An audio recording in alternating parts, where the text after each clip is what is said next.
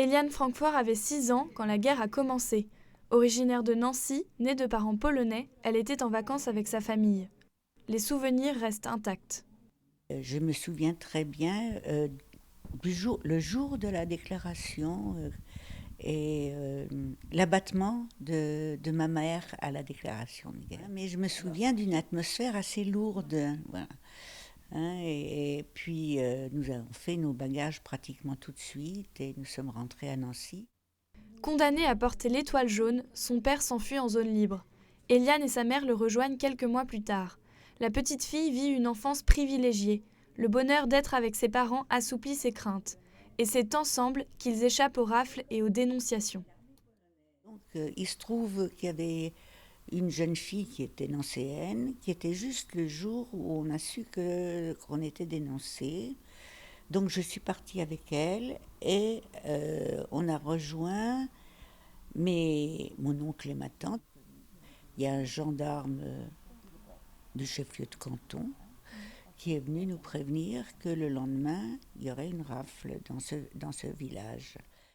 En famille, on découvre petit à petit l'horreur de la guerre. On a évoqué donc les camps et les exactions qui étaient faites, notamment.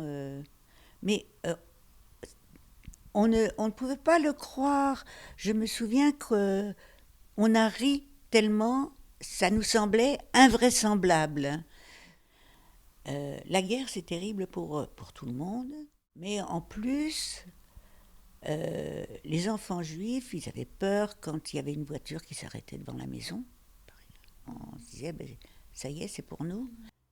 Le 7 mai 1945, Eliane apprend la fin de la guerre. C'est une joie immense. De nombreuses personnes manquent à l'appel, mais le bonheur d'être vivant est plus fort que tout. C'était un tel bonheur de se retrouver.